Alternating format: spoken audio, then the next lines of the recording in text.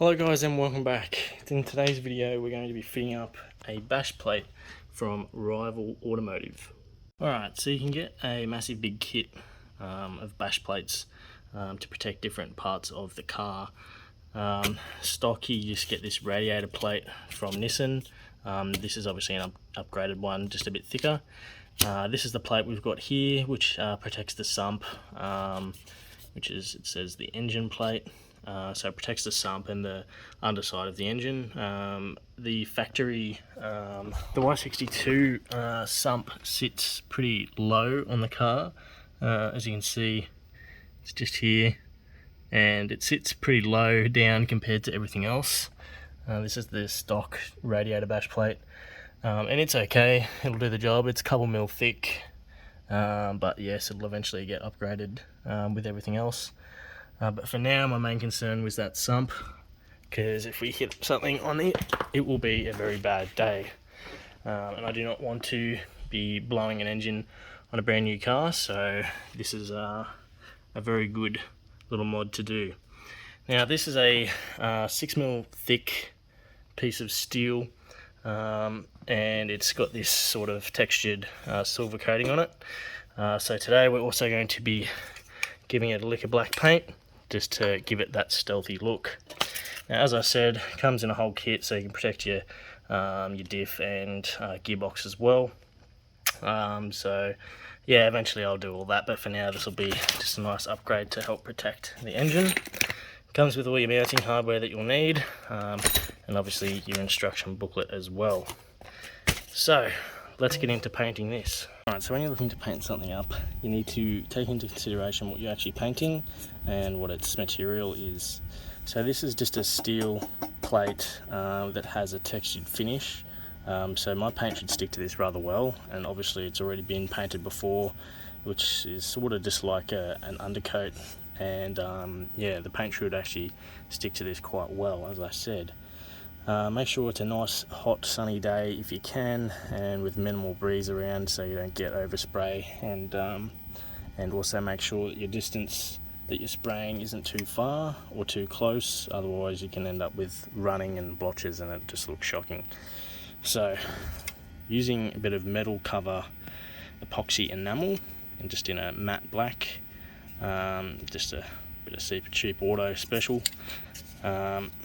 This will do the job for me. I didn't want anything expensive because it's going to be scratched and whatever. Could have gone with a Raptor coat, but to have to reapply it all the time and how expensive it is just for a little can, this is just a better option, cheaper in the long run. So make sure you're painting on a surface that you don't mind getting paint on. So I've got a bit of cardboard down, and it's also on rocks, so I'm not too concerned. So we'll do our first coat, and I'll show you that when we're done. That's our first coat done. Just go nice and light on the first one, get a bit of a feel for how it's gonna, the spray pattern of the, you know, your spray can or whatever. This is actually turning out quite nice. It's got quite a nice textured finish. That's all showing through with the black, and the black looks pretty good too. So this will look nice and stealthy under the car, and yeah, we'll just give it a little bit more protection against rusting and that sort of thing. So yeah, make sure you're going about 15 centimeters in height away from your object, and go nice sweeping motions just along it. Make sure you get a nice even coverage. Also, make sure you give it a nice clean before you spray it. Bit of degreaser, and just, yeah, give it a wipe down just to get off any dirt or grease or grime or whatever, and that'll ensure you have a nice smooth coat when you go to put it on. So that's our first coat. We'll let that dry, and then we'll get back into doing a few more. Alrighty, whilst we're waiting for that to dry, I thought we'd get under the car and I'll give you a look at a couple of things that I'm a bit concerned about already. As you can see, quite a bit of rust, surface rust already appearing there, so I'm going to have to get the wire brush out and a bit of rust converter, and give that a bit of a spray. And then I think I've got some fish oil as well, so I'll give that spray with that as well. Again, a bit of rust here, bit of rust there, rust in here, and that's our front diff. That's its drain bolt, so that'll be good for whoever has to undo that.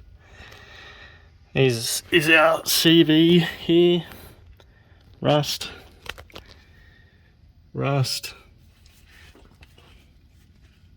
just rust on everything that isn't coated in this rust protection stuff. So that's rather disappointing. I wasn't expecting to have rust already. It's been on the beach twice and been through water a few times, but I've always cleaned the car straight after I got back from the beach. So yeah, bit disappointing to say the least. So when it goes in for its 1000k inspection, I'll be letting Nissan know that I'm not impressed. But anyway, whilst we wait for that to dry, this here is obviously our sump, and this is where our bash plate will mount up. So I think it's going to probably go under here, probably at the front, and then probably go to this sort of cross member section here, just judging by how big it is and where there's actually holes for stuff. So yes, we will see once it's all painted where it's going to go up. The instructions are pretty vague, so I don't hold much hope for them giving us any information. Alright, went a little bit lighter on the underside, just because it's the underside and it's not going to be seen or exposed to the harsh amount of punishment that the backside of it will, so it's more so just to help protect the metal from any corrosion or anything like that. So just a little bit lighter on that side, but it's drying very quickly in the sun as it's bloody hot today, so that's a positive, I suppose. But yes, not long now and we'll be able to fit her up. So under the car now, you have to undo these front 2 bolts for the radiator bash plate. So that's a 13mm bolt, and then that side there of it will just slot in and it will bolt up back into its factory mounting points. And then yes, we have to figure out something for the rear. It's got a weird bracket thing, so once we get the front in, we'll be able to work out how the rear is going to work. So let's get that front section in.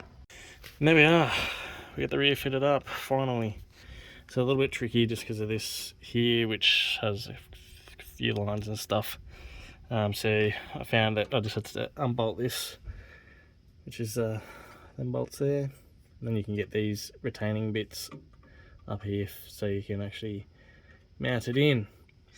So yes, it comes with these little bits. It's got a threaded piece in the middle and they have to slide over this, and then you put your bolt through and try and line it up, and then you can just screw it in and it'll hold it up there. So yeah, we got her, she's finally there. So yes, that'll give us good protection on the sump and a little bit on the front diff as well. So yes, very worthwhile investment and a very good mod to do on a newer vehicle, especially an IFS where everything sits quite low. So yes, definitely recommend.